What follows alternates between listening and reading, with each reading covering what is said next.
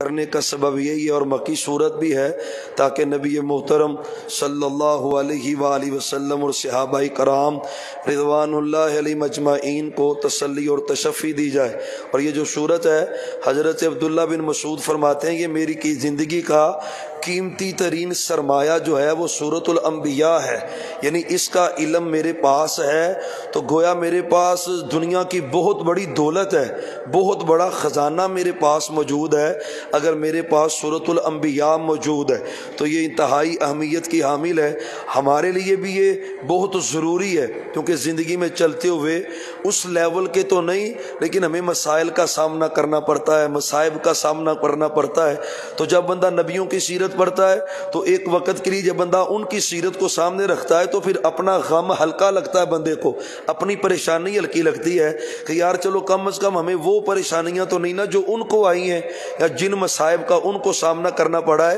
اور بالخصوص جو داعین ہیں، مثال یہ طلباء ہیں اور اساتذہ ہیں، پھر مبلغین ہیں، علماء ہیں، واعظین ہیں، ان کے لیے اس میں بڑی نصیحت ہے، یعنی بندہ ان کا رول ماڈل اپنے سامنے رکھتا ہے اور پھر سمجھتا ہے کہ یار میں بڑی تکلیفیں برداشت اگر کر رہا ہوں لیکن جو نبیوں نے تکلیفیں برداشت کی ہیں ہماری تو کچھ بھی نہیں ہے۔ اور اگر ہم دیکھیں فی الواقع جس وقت جس دور میں ہم گزر رہے ہیں یعنی علماء ہیں تو گاڑیاں ہیں، سہولیات ہیں، تبلیغ ہو رہی ہے، اگرچہ اب بھی تبلیغ مشکل ہے لیکن یقین جانیے کہ وقت تھا آج سے 20-30 سال پیچھے چلے جائیں، اسی شہر میں ہمارے اسلاف جو تھے انہوں نے کتنی مشقت سے قربانیاں دی ہیں۔ مثال کے طور پہ مجھے یاد ہے یہ 2-3 ماہ قبل رحیم یار خان اور یہ بہاولپور، چولستان، یہ 3-4 دن کا ٹور تھا تبلیغی اس علاقے کا۔ تو ہم تقریباً 11 بجے پہنچے بہاولپور، آگے گاڑی کھڑی تھی، وہاں سے بیٹھے ٹھٹا ہمشیرہ ایک علاقہ ہے، یقین جانے تھک گئے، برا حال ہو گیا۔ تو بہت دور پسماندہ علاقہ تھا، وہ پہنچے تو تھکے ہوئے تھے، بڑے ہم دوست تھے یہاں سے جو گئے علماء، تو وہاں پہ ایک دور ایک مسجد نظر آ رہی تھی۔ وہ جو بھائی مقامی تھے وہ مجھے کہنے لگے جی وہ مسجد نظر آ رہی ہے؟ میں نے کہا جی مسجد تو نظر آ رہی ہے۔ کہتے یہ مسجد بھلا کب بنی ہے؟ میں نے کہا کب؟ کہتے یہاں پہ شیخ القرآن مولانا محمد حسین صاحب شیخ پوری رحمۃ اللہ علیہ آئے تھے، تو یہاں اس علاقے میں مسجد تھی ہی نہیں، تو انہوں نے باہر یہ میدان کے اندر ہی تبلیغ کی اور وہاں پہ پروگرام ہوا۔ تو اللہ کی رحمت ایسی ہوئی جو علاقے کا ڈیرے دار ذمہ دار چودھری تھا نا، اللہ نے اس کو دین کی سمجھ دے دی، دین کی سمجھ اس کو آ گئی، تو الحمدللہ اس نے مسجد قائم کر دی۔ یقین جانیے اچھا اس کی بات سن کے نا اپنی پریشانی ہلکی ہو گئی، یار ہم تھکے پڑے ہیں تو گاڑیوں پہ آئے ہیں نا، اور وہ ان کے پاس تو اسباب بھی نہیں تھے۔ اچھا وہاں سے ہم عصر ٹائم نکلے تو عشاء ٹائم ہم نے چولستان پہنچنا تھا، اور وہ سارا ہی صحرائی علاقہ ہے اور ریت ہی ریت ہے اور آپ کہہ لیں ٹیلے ہی ٹیلے ہیں۔ اور جب وہاں پہ پہنچے تو کچھ تاخیر ہو چکی تھی، عشاء کے بعد پروگرام تھا، 9-10 بجے وہاں پہ پہنچے تھے لیکن گاڑی پہ۔ اچھا وہاں پہ پہنچے تو برا حال تھا، جو بھائی ساتھ تھا نا گائیڈ جو مقامی تھا وہ کہنے لگا صاحب یہ وہ جگہ ہے، حافظ عبداللہ صاحب سائیکل پہ یہاں پہ آتے رہے، یعنی آگے آ جاتے بہاولپور اور مقامی دوست ان کو سائیکل پہ بٹھاتا اور پھر اس گاؤں پہ لے کے آتا اور آ کے وہ واز کیا کرتے تھے۔ قسم اللہ کی ان کی باتیں سن کے تو وہ بندہ کہتا نا بھی اپنی تھکاوٹ تو بندہ ویسے ہی بھول جاتا ہے۔ تو یعنی ہر دور میں مشکل رہا ہے لیکن جب بندہ اپنے سے پہلے لوگوں کی باتیں سنتا ہے، دیکھتا ہے، ان کی محنتیں دیکھتا ہے تو اپنا غم ہلکا لگتا ہے یا اپنی یہ تسلی بندے کو ملتی ہے۔ تو سورۃ الانبیاء کا معاملہ بھی ایسا ہی ہے، ہمیں اس کو پڑھنا چاہیے، ترجمے سے پڑھنا چاہیے۔ اس میں توحید کا بھی درس ہے، استقامت کا بھی درس ہے، صبر کا بھی درس ہے، اس میں اللہ تعالیٰ کی قربت کا بھی درس ہے۔ کمال صورت ہے یہ، اور اس کے ساتھ تعلق قائم کرنا چاہیے۔ ابتدائی جو آیات ہیں اقترب للناس حسابهم وهم فی غفلۃ معرضون، فرمایا بندے کا حساب قریب ہے اور بندہ غفلت کے اندر ہے۔ واقعی بندہ غفلت میں اندر ہے، کوئی پتہ چلتا ہے؟ قطع نہیں پتہ چلتا۔ پھر یہی ہوتا ہے یار ابھی کل میری ملاقات ہوئی ہے، یار ابھی 5 منٹ پہلے میری ملاقات ہوئی ہے، تو بندہ اگر غفلت میں ہی چلا گیا تو پھر حساب تو شروع ہو گیا نا۔ حدیث میں آتا ہے جس کی موت واقع ہو جائے قد قامت قیامہ، اس کی تو قیامت واقع ہو جاتی ہے، جس کی موت واقع ہو جاتی ہے یعنی اس کا حساب و کتاب شروع ہو گیا ہے، اس کا حشر شروع ہو گیا ہے، اس کا معاملہ شروع ہو گیا ہے۔ تو خدا را یہ قرآن کی آیت جھنجھوڑنے والی ہے، اقترب للناس حسابهم، حساب قریب ہے اور بندہ غفلت میں ہے۔ یقیناً بندہ یعنی رمضان ہو اور رمضان رمضان میں بھی بندہ تکبیر اولا سے رہ جائے، رمضان ہو اور رمضان میں بھی بندہ قیام رمضان چھوڑ دے، یا رمضان ہو اور رمضان میں بھی غفلتیں ویسے ہی چلتی رہیں، روٹین کا ہی سلسلہ چلتا رہے، حالانکہ روزانہ ہی فرشتہ مرادی کر رہا ہے۔ آج بھی اس نے کی ہے، یا باغی الخیر اقبل، اور نیکیاں کرنے والے شعبان والی سپیڈ چھوڑ، یہ رمضان ہے، یہ رمضان کی سپیڈ بنا، اس میں رمضان کی نیکیاں کر۔ تو اقترب للناس حسابہم، حساب بڑا ہی قریب ہے، بڑا ہی قریب ہے۔ یہ جو اصل میں نا قربا یا قربو، یہ اس کا معنی ہے قریب ہونا، لیکن اس میں کچھ حرف زائد ہے، حمزہ زائد ہے، تا زائد ہے، اس لیے اس کا معنی بنتا ہے حساب بہت ہی قریب ہے، دور نہیں ہے، بہت ہی قریب ہے۔ یقین جانے وہ پانی کے بلبلے والی حساب ہے، یہ زندگی بھی ایسی ہے، پانی کا بلبلہ ہی ہے، پتہ چلتا ہے۔ ابھی کل ہمارے بھائی ہیں، دوست ہیں، جنازہ ہم نے کل بھی اس کا ذکر کیا ہے، یعنی کم از کم مجھے ابھی تک ٹینشن ہو رہی ہے یار، وہ بندہ بالکل ہی فٹ تھا، وہ صحت بھی بڑا زبردست ہے، اور بڑی واک اور بڑی زبردست اس کا جسم ہے، کوئی تصور ہی نہیں ہے، لیکن یہ بات ہے ہی نہیں۔ اقترب للناس حسابہم، ہر بندے کو تصور رکھنا چاہیے، یہ بات دماغ سے نکالنی چاہیے کہ میں بڑھیا بھی ہونا ہے، میں وڈیا ہو کے داڑھی رکھ لاں گا، پھر میں نمازاں پڑھ لاں گا، بھائی نہیں، پتہ ہی کوئی نہیں۔ اقترب للناس حسابہم وہم فی غفلۃ معرضون، بندہ غفلت میں پڑا ہے اور اعزاز کر رہا ہے اللہ کے دین سے، قرآن سے، شریعت سے، روزوں سے، دین سے اعراض ہی کرتا جا رہا ہے۔ ما یاتیہم من ذکر من ربہم محدث الا استمعوہ وہم یلعبون، فرمایا ان کے پاس کوئی بھی اللہ کی طرف سے نصیحت آتی ہے نا، نئی فوراً اللہ نئی بھیجتا ہے، الا استمعوا، تو پھر یہ نا جی کان چراتے ہوئے، یعنی مگر و لان کے لیے سننا ہوتا ہے نا، اصل میں کفار کی بات ہے یہاں پہ۔ محبوب جب آپ قرآن پڑھتے ہیں یا کوئی وحی نازل ہوتی ہے، اگر ان کو کسی جگہ پہ پھنسے پھسائے سننا بھی پڑ جائے تو توجہ نہیں کرتے، الا استمعوا، تو پھر غیر توجہی کے ساتھ آپ کی وہ بات سنتے ہیں، لیکن اصل کیا، وہ ہم یلعبون، وہ آپ کے ساتھ ٹھٹھا کر رہے ہوتے ہیں، کھیل رہے ہوتے ہیں، مذاق کر رہے ہوتے ہیں۔ تو یہ تقریباً پورا رکوع جو ہے نا وہ اسی طرح کفار کی باتیں اللہ نے یہاں پہ تذکرہ اس کا کیا ہے، لیکن قوموں کو ساتھ اللہ نے وارننگ بھی دی ہے، بعد آ جاؤ، فلما احسوا باسنا اذا هم يركضون، جب ہماری پکڑ آتی ہے نا پھر فوراً ہی ان کے ترلے شروع ہو جاتے ہیں، پھر گڑ گڑانا شروع ہو جاتے ہیں، اذا هم منها يركضون، الٹے پاؤں پلٹتے ہیں، روتے چلاتے چیختے ہیں۔ اب دیکھیں فرعون ہے نا، کتنی بڑی بہادری تھی، وہ کہتا تھا میں رب ہوں، انا ربکم الاعلی، میں رب ہوں اور میں بلند ہوں، میں بڑا ہوں۔ اچھا ایک غوطہ آیا ہے، ایک ہی غوطہ آیا، ابھی پانی میں ڈبکی لگی ہے، پھر باہر آیا، پھر ڈبکی لگی ہے، ساری ہوا ہی نکل گئی، ساری ہوا ہی نکل گئی۔ پتہ کہتا آمنتو، اللہ میں ایمان لے آیا، اللہ کہتا آنا، اب تیرا ایمان قبول نہیں ہے، یعنی رب کہتا جب ہماری پکڑ آتی ہے پھر بڑوں کی ہوا نکل جاتی ہے، تو اللہ کہتا پھر اب کیوں پلٹ رہے ہو، اب کیوں گڑ گڑا رہے ہو، اب کیوں رو رہے ہو، اب رونے کا فائدہ کوئی نہیں، گڑ گڑانے کا فائدہ کوئی نہیں، لا ترکزو، کوئی فائدہ نہیں گڑ گڑانے کا اور رونے کا، ورجیو الی ما اترفتم فی، جو تکبر کرتے تھے نا کرو اب بھی، جو اللہ کی باتوں کو جھٹلاتے تھے اب بھی جھٹلاؤ، عذاب دے کے، اور اب تمہیں سمجھ آ گئی ہے کہ اب ہم واپس پلٹے تو، لیکن رب کہتا اب نہیں، اب پکڑ آ گئی ہے۔ یہ قوموں میں سے صرف یونس علیہ السلام کی قوم جو ہے اس کے ساتھ معاملہ مختلف ہوتا، وگرنہ جس قوم پہ بھی عذاب آیا ہے آ کے رہا ہے، چھوٹی نہیں جان۔ قوم یونس کی جان چھوٹی تھی اور وہ بھی بر وقت سمجھ گئے، جب یونس علیہ السلام آگے واقعہ آ رہا ہے ان کا، یونس علیہ السلام کا، تو وہ ان کی جان بچی تھی، وہ بھی اجتماعی توبہ کے سبب سے، اور جہاں پہ تذکرہ آتا ہے وہاں پہ بات کریں گے۔ تو اس کا تذکرہ ہے آگے، پھر اللہ توحید کی دعوت ساتھ ہی ان کو دینا شروع ہو گئے۔ فرمایا لو کان فیہما آلہۃ الا اللہ لفسدتا، اگر اس زمین و آسمان میں دو رب ہوتے تو کیا ہونا تھا، پھر نظام ہی تباہ ہونا تھا نا بھائی۔ کافرو تم کہتے ہو کہ اور رب ہے، کوئی اور معبود ہے، کوئی اور مشکل کشا ہے، کوئی اور بگڑی بنانے والا ہے، ایک گھر میں دو سربراہ ہوں وہ گھر نہیں چلتا، ایک ملک میں دو لیڈر ہوں اور دونوں ہی دعوے دار ہوں تو ملک نہیں چلتا، جو ہمارے کھچڑی ملک میں پکی ہوئی ہے سب کے سامنے ہی ہے نا۔ یعنی رب کہتا اگر دو رب ہوتے اور دونوں ہی اختیار والے ہوتے تو پھڈا تو پڑنا تھا۔ ایک بندے نے کہنا تھا، ایک رب نے کہنا تھا شیخ پورے بارش پونی ہے، تو دوجے نے کہنا تھی خبردار ایک قطرہ نہیں پانا ہوتے، تے رب لڑ پے تو سارا کام تو تباہ ہو جانا تھا نا. تو اللہ کہتا ہے لفسادہ تھا، تباہی ہو جانی تھی، پھر بچنا کوئی نہیں تھا. اور یقین جانے سائنسدانوں کے بڑے بڑے بیانات ہیں.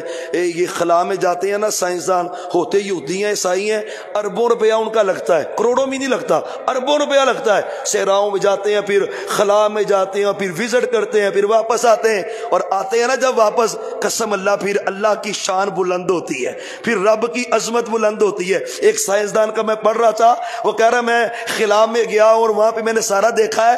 کہتا ہے اگر ایک سیکنڈ کے لیے بھی تھوڑی سی بھی خلا کے اندر جو سیارے ہیں نا ان کے روٹ میں تھوڑی سی بھی تبدیلی آئے تو ساری کائنات تباہ ہو جائے. کہتا ہے کوئی ہے جس نے ان سب کو تھاما ہوا ہے، تھوڑی سی حرکت سے کائنات تباہ ہو سکتی ہے، لیکن یقین جانیے وہ رب ہے. رب کہتا ہے میں اپنی نشانیاں دکھلاتا ہوں آفاق میں، دنیا میں، تاکہ تم سمجھ جاؤ. فسبحان اللہ رب العرش اما، یا اللہ پاک ہے، وہ عرش کا رب ہے، ان کی باتوں سے وہ پاک ہے. کوئی کہتا ہے اللہ کی بیٹیاں ہیں، کوئی کہتا ہے عزیر اللہ کا بیٹا، کوئی کہتا ہے عیسیٰ اللہ کا بیٹا. اور ہمارے مسلمان بھی دبے پیروں یہ نور اللہ والی بات کر جاتے ہیں. حالانکہ یقین جانا یہ بنتا نہیں ہے. اللہ قل هو اللہ احد ہے، وہ اللہ الصمد ہے، لم یلد ولم یولد، اس سے کوئی چیز نہیں نکلی نہ وہ اس سے نکلا ہے.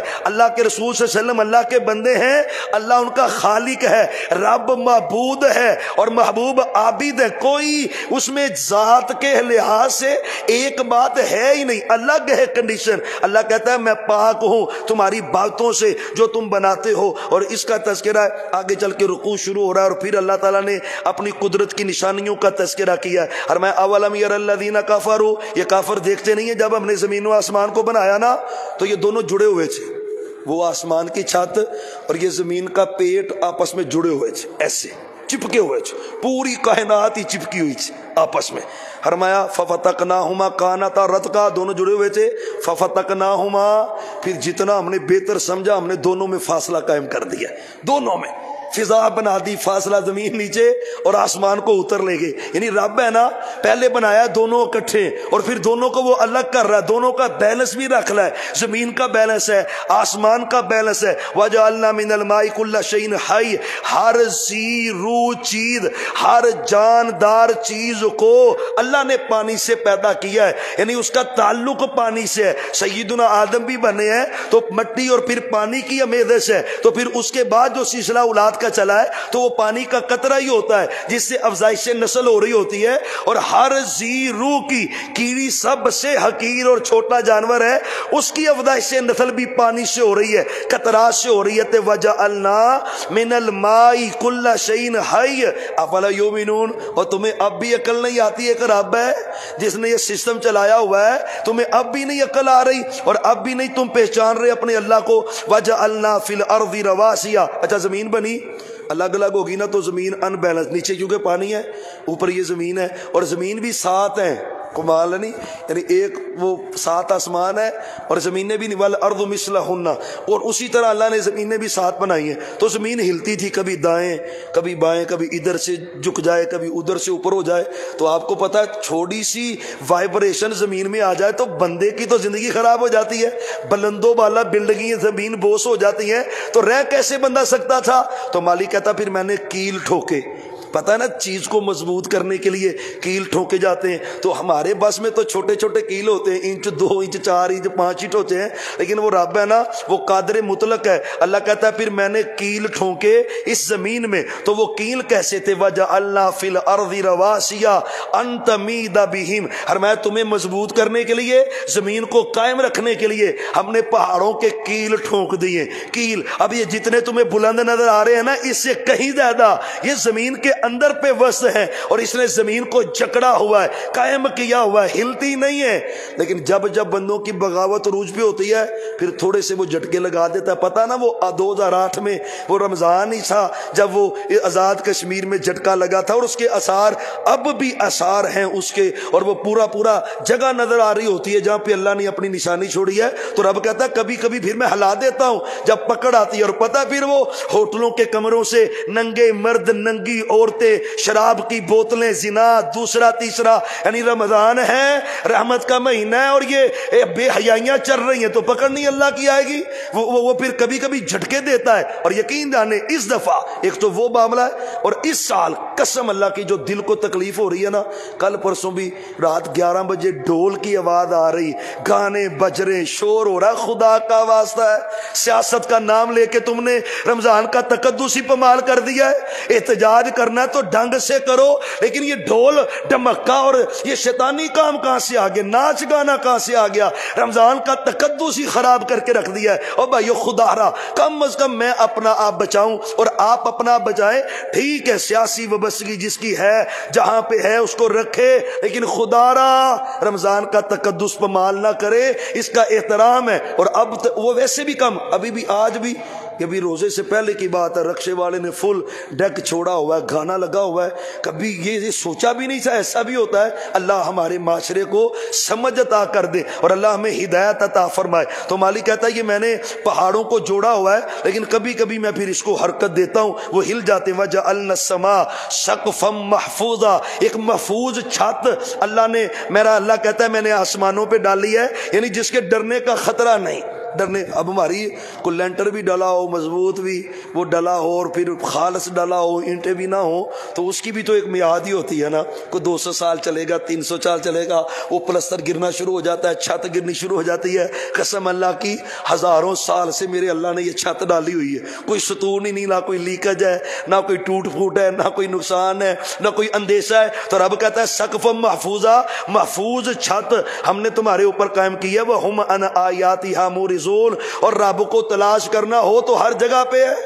اللہ کہتے ہیں یہ اعراض کرتے ہیں، رب ڈھونڈنا ہو تو رب ہر جگہ پہ ان کو ملے۔ فرمایا یہ دن رات کا اور سورج چاند ستاروں کا نظام اللہ نے چلایا ہے، ہر ایک اپنے اپنے دائرے میں چل رہا ہے۔ آگے نا نبی علیہ الصلوۃ والسلام کو تانا دیتے تھے کفار، اچھا مقابلہ نہیں نہ ہو رہا تھا، اور آپ یہ کہہ لیں کہ لالچ میں نہیں آ رہے تھے، لالچ بھی دی نا آپ کو، شادی کسی حسین اور سے کرنا چاہتے ہو تو شادی کروا دیتے ہیں، پیسے چاہیے پیسے لے لو، اقتدار چاہیے اقتدار لے لو، کچھ تو مانو، کچھ بھی نہیں مان رہے۔ اب کیا ہے، اے نعوذ باللہ انہوں فوت ہوئے گا تو ساری جان چھٹے گی، وہ باتیں شروع ہو گئی بھی اس نے مر جانا ہے، اولاد اس کی ہے کو نہیں، اس کا کام ہی ختم ہو جانا ہے۔ تو میرا اللہ کہتا ہے وَمَا جَعَلْنَا لِبَشَرٍ مِّن قَبْلِكَ الْخُلْدَ أَفَإِن مِتَّ فَهُمُ الْخَالِدُونَ۔ محبوب آپ کو کہہ رہے ہیں کہ آپ نے فوت ہو جانا ہے، ان سے پوچھو ذرا تم نے رجسٹری کروائی ہے، کوئی پرمٹ کٹوا کے آئے ہو کہ تم نے ساری حیاتی رہنا ہے یہاں پہ؟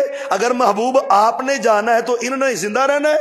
أَفَإِن مِتَّ فَهُمُ الْخَالِدُونَ، کیا یہ ہمیشہ رہیں گے؟ نہیں، آپ فوت ہوں گے تو انہوں نے بھی فوت ہونا ہے، تو پھر کیا ہے، پھر ہمارے پاس آئے گی تو کچہری لگے گی۔ کل نفس ذائقۃ الموت ونبلوکم بالشر والخیر فتنہ۔ اللہ کہتا ہے یہ موت تو ہر بندے نے چکھنی ہے نا، ہر بندے کو آنی، چکھے گا ہر بندہ موت کو، لیکن اللہ آزما رہا ہے شر اور خیر کے ساتھ۔ اللہ ہمیں شر سے محفوظ فرمائے، اللہ ہمیں خیر کی رہنمائی میں زندگی گزارنے کی توفیق دے۔ اور آگے وَإِلَيْنَا تُرْجَعُونَ، ہماری طرف تمہارا پلٹنا یہ دھمکی ہے، قسم اللہ کی یہ دھمکی ہے میرے اللہ کی۔ اللہ کہتا ہے کر لے جو کرنا ہے، آنا تو میرے پاس ہے نا، کھیل کر لے جو کرنا ہے، بغاوتیں جتنی کرنی ہے کر، جتنی کر سکتا کر۔ الینا ترجعون، کہاں جائے گا، بھاگ کے کہاں پہ جائے گا، تیرے پہلے کہاں پہ گئے اور تو کہاں پہ جائے گا، تو آئے گا تو میرے پاس ہی نا۔ تو اللہ کہتا ہے پھر ہر چیز کا حساب و کتاب ہوگا،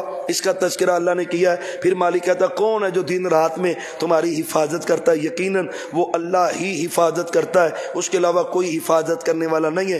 قیامت والے دن وزن اللہ قائم کریں گے، یہ تذکرہ پیچھے بھی گزر چکا ہے۔ آگے ابراہیم علیہ السلام کے جو بت توڑنے کا تفصیلی واقعہ ہے وہ اللہ نے پارہ نمبر 17 کے اندر یہاں پہ ذکر کیا ہے۔ ہم نے ابراہیم علیہ السلام کو رہنمائی رشد دی، اس سے پہلے یعنی نبوت سے قبل ہی فطرتاً اللہ نے ان کو وہ عطا کی ہوئی سی رشد و ہدایت، اور اللہ کہتے ہیں ہم ان کو جانتے بھی تھے۔ ایک دن باپ کو کہنے لگے ابا جان یہ کیا مورتیاں بنائی ہوئی ہیں، ہاتھوں سے مورتیاں بنائی ہوئی ہیں اور آپ ان مورتیوں کی پوجا کر رہے ہیں، اعتکاف کر رہے ہیں، مجاور بن کے بیٹھے۔ قالوا وجدنا علیہا عابدین، اس کی عبادت کیوں کر رہے بھی، وجہ کیا ہے؟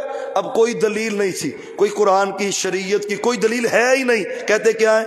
وہی کہتے ہیں جو آج کل ہمارے جہلا کہتے ہیں، قالوا وجدنا آباءنا لہا عابدین۔ ابراہیم دلیل کوئی نہیں، ساڈے وڈے کر دے رہے نے تے اسی وی کرن دے، آج جتنی بدعات ہیں آپ پوچھ لیں بھئی بھئی اللہ رسول اللہ صلی اللہ علیہ وسلم نے کیا تو ہم بھی کرتے ہیں، کہتے نہیں سنت کو نہیں اگیتے بارے نا ساڈے بڑے کر دے رہے، اور اب تو زبان سے کہہ رہے ہوتے ہیں ہاں جی سانو پتہ ہے کم غلط ہے، پر برادری کی آکھے گی، رشتہ دار کی کہیں گے او بھائیو اللہ کی قسم اللہ کو راضی کیا کرو، چھوڑ دو برادریوں رشتہ داروں کو۔ تو ابراہیم علیہ السلام کو سگا باپ کہہ رہا ہے، دلیل کوئی نہیں، بڑے کرتے رہے ہیں، اور ہم بھی۔ اور پھر ایک اور بات ہے، ہم بڑے سیانے ہیں، دین میں بڑوں کی نکالی ہے، دنیا میں کوئی نہیں۔ ابا حضور نے ساری زندگی سائیکل چلائی ہے، پتر نہیں سائیکل چلاندا، وہ آندا جی میں BMW چی بہنا ہے، میں کیا سپورٹر چی بہنا ہے، میری تے میں تے ہونڈا سیوک چی بہنا ہے۔ وہ ابے کی بات کیوں نہیں مانتا بھائی؟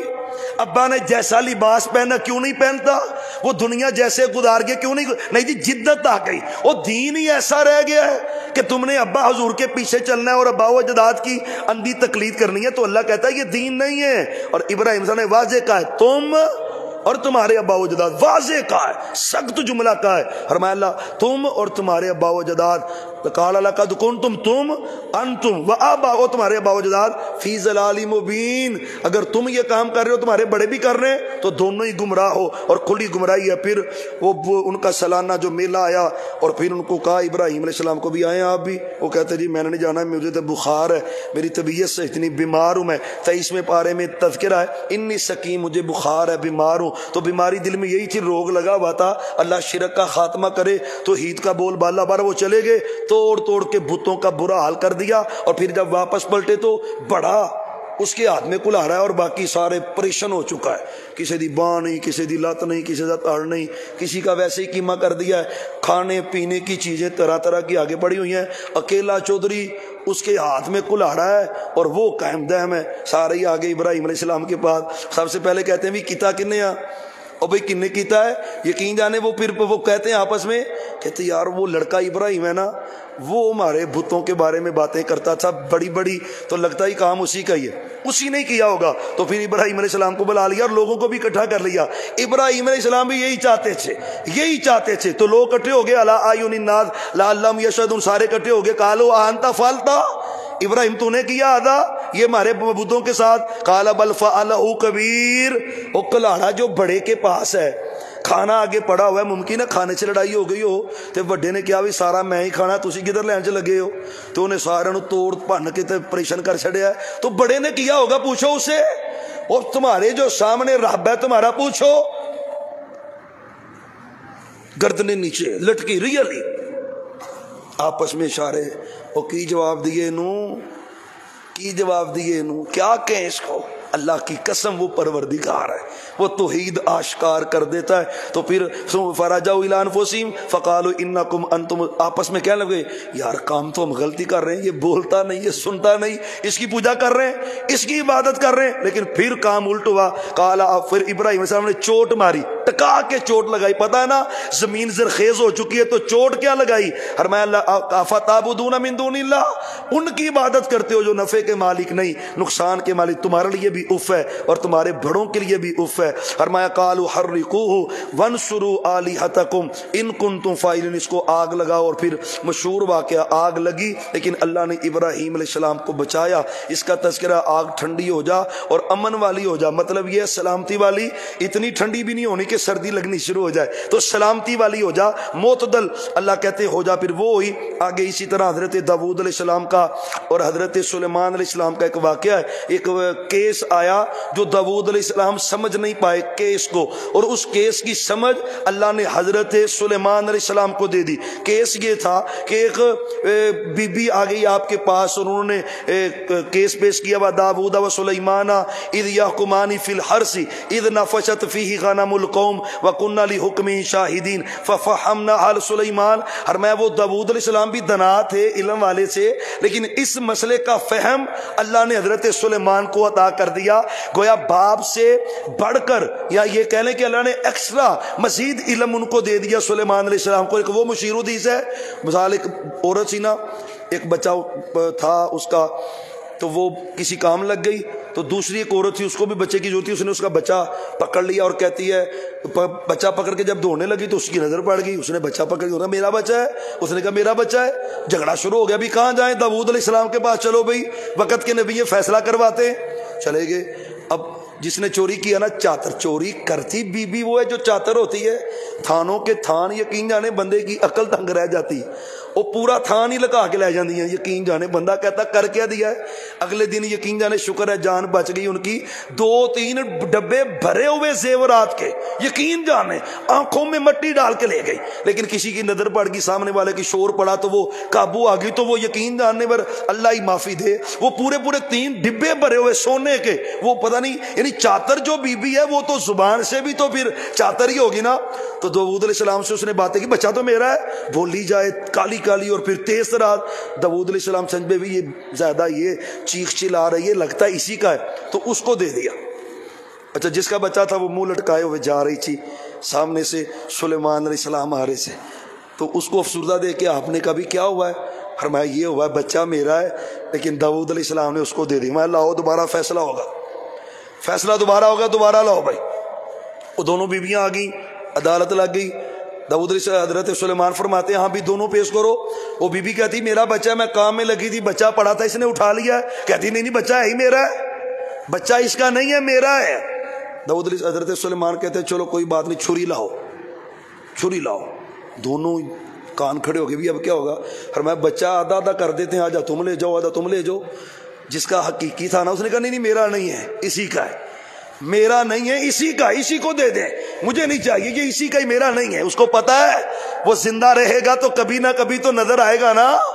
تو حضرت سلیمان سمجھ کے اس کے اندر تکلیف پہنچی ہے اسی کا ہے, اس نے وہ چاتر بی بی سے لے کے نا بچا تو اس کو دے دیا. تو اللہ کہتے ففہمناہا, اس مسئلے کا فیصلہ ہم نے سلیمان علیہ السلام کو سمجھا دیا. تو اس کا تذکرہ ہے آگے. اللہ کہتے ہیں داؤد علیہ السلام کی آواز بڑی پیاری سی, بڑی پڑھتے تھے نا زبور پڑھتے تھے تو یقین جانے پہاڑ بھی ساتھ پڑھتے تھے, پرندے آ کے جمع ہو جاتے تھے, پڑھتے رہتے تھے. اور قریب سے کاموں کی جانے کا اکثر اتفاق ہوتا ہے, جہاں پہ قاری نیف ربانی صاحب جمعہ پڑھاتے ہیں وہاں اس سے پہلے شاہ عبد الغنی رحمت اللہ علیہ کاموں کی والے شاہ جی, یقین جانے ان کا قرآن پڑھنا بھی کمال تھا. اور وہاں سے ہم نے یعنی جن لوگوں نے دیکھا ہوا ہے وہ کہتے ہیں جی ہم نے دیکھا ہے کہ جب شاہ جی جمعہ پڑھا رہے ہوتے تھے نا اور وہ قرآن پڑھ رہے ہوتے تھے, کہتے ہیں آفا جی بلا مبالغہ بڑے پرندے آ کے مسجد کی دیواروں پہ بیٹھ جاتے تھے, اور جب تک خطبہ ہوتا رہتا تھا نا وہ قرآن پڑھتے رہتے تھے, تو وہ پرندے